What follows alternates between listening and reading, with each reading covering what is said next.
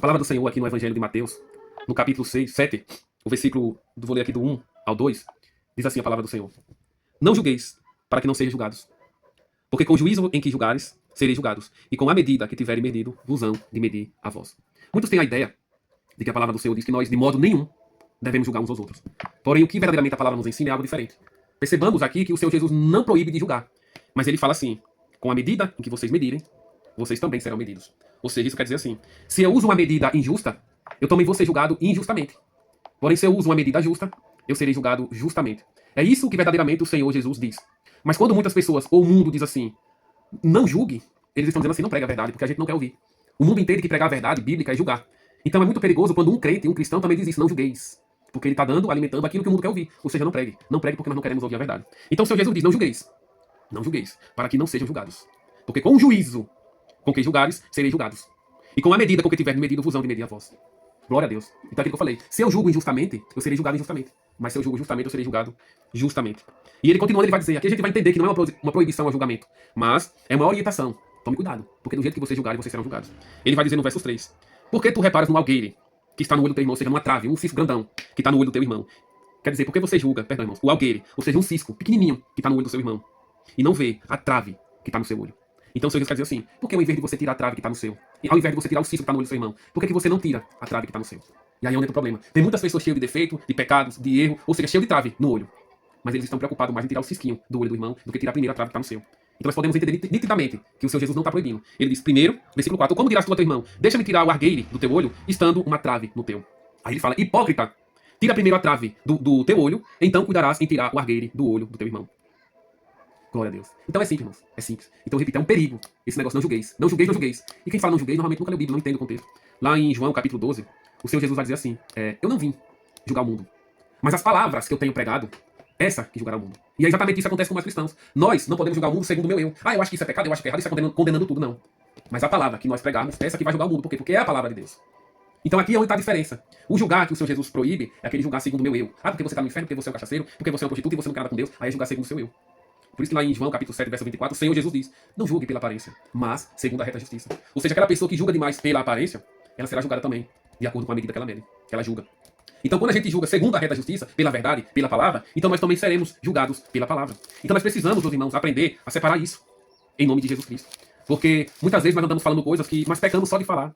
Quando nós deixamos de pregar a verdade, por causa dessa frase, não julgueis, não julgueis. É aqui em João, a passagem que eu falei, verso 12, capítulo 48, e vai dizer assim, não vou ler a partir do 47. Se alguém ouvir as minhas palavras e não crer, eu não julgo. Porque eu vim não para julgar o mundo, mas para salvar o mundo. Porque eu não tenho falado de mim mesmo. Perdão, 48. Quem me rejeitar a mim e não receber as minhas palavras, já tem quem o julgue. A palavra que tenho pregado, essa há de julgar no último dia. Ou seja, se nós devemos fazer um juízo contra alguém, tem que ser pela palavra que nós pregamos. Porque aí não vai ser nós mesmos, mas vai ser a palavra de Deus pregada através da nossa boca. Então, meus irmãos, nós vamos entender isso. O Senhor nos dá autoridade, sim. Primeiro ele pede para nós nos limpar, tirar a trave que está no nosso olho, para que assim, então, nós sejamos dignos de querer tirar o cisco no olho do irmão. Mas o problema, irmãos, é que tem muita gente com o olho cheio de sujeira, de trave, travessão, madeiro, tudo, e preocupado em tirar o cisco do olho do irmão. Ou seja, eles não estão julgando segundo a regra da justiça, mas estão julgando pela aparência.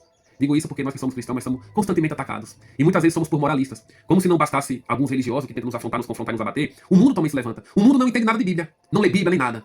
Mas eles ficam recitando isso que ouve de alguém. Não julguei, para não ser julgado. Você não pode me julgar, isso, aquilo. E com isso eles começam a nos acusar.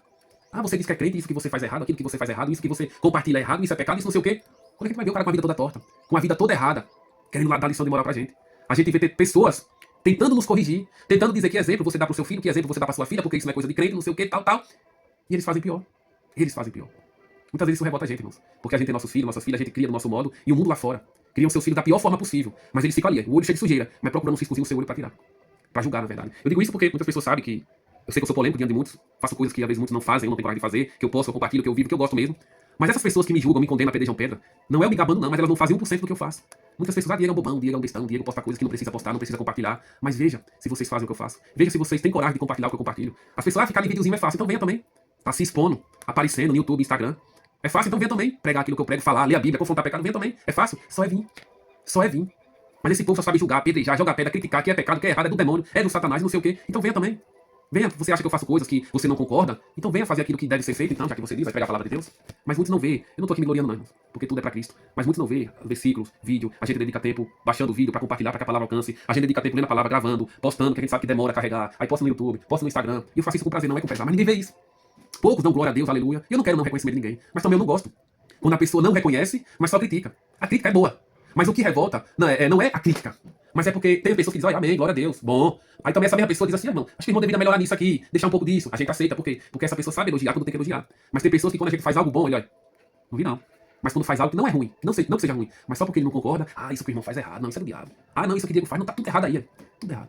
Então, eu repito, compartilho esse dia que eu não me preocupo com as críticas, até que alguém me mostre na palavra de Deus que eu tô errado, mas eu confesso que a gente se chateia, sabe? De pessoas que não vê o bem que a gente faz, mas só vê o que a gente faz que eles não concordam. Porque se a pessoa diz, não, eu tô fazendo algo errado, mas não é. É uma coisa que eles não concordam.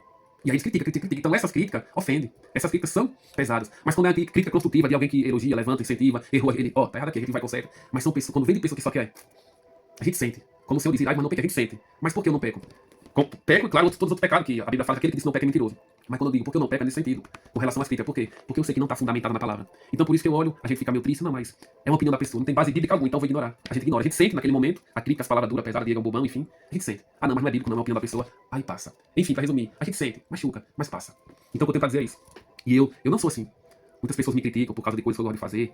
A pessoa demoniza uma coisa que não é do demônio. As pessoas querem dizer que algo é pecado sem nunca ter lido a Bíblia. Porque é isso que você faz. Pronto, eu vou dizer. Às vezes eu gosto de treinar, praticando tiro esportivo, ensinando minhas filhas. As pessoas ficam, mas isso não, coisa de bandido e coisa do diabo, porque não é de Deus. Eu digo, me mostra aqui na palavra de Deus. A gente vai ver que os homens de Deus, eles eram preparados para a guerra, eram homens flecheiros, homens que atiravam com uma funda no fio de cabelo e não erravam, homens canhoto e tal. Homens preparados. É como tem uma frase que diz, é melhor um guerreiro aguando no jardim do que um jardineiro numa guerra. Ou seja, um jardineiro numa guerra, ele vai lá para perder. Ele vai lá para ser derrotado. Ou seja, isso quer dizer assim, que o importante é você ser preparado, você ter entendimento, você ter sabedoria e não precisar usar. É como o guerreiro aguando no jardim, ele está preparado para o que deve vir. É melhor você ser assim do que você viver como se nunca fosse acontecer algo ruim. Quando pensasse que não sei só lá, e agora, eita, eu não sei usar, eita, como é que usa isso aqui? Como é que abre? Não, a gente tem que viver preparado, então eu gosto disso.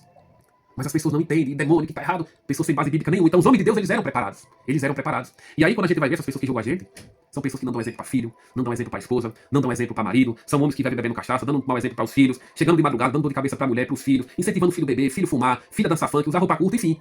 Mas ninguém vê. Mas o errado é Diego. Não, Diego, isso é coisa de crente não. Que exemplo ele dá para os filhos, para a esposa?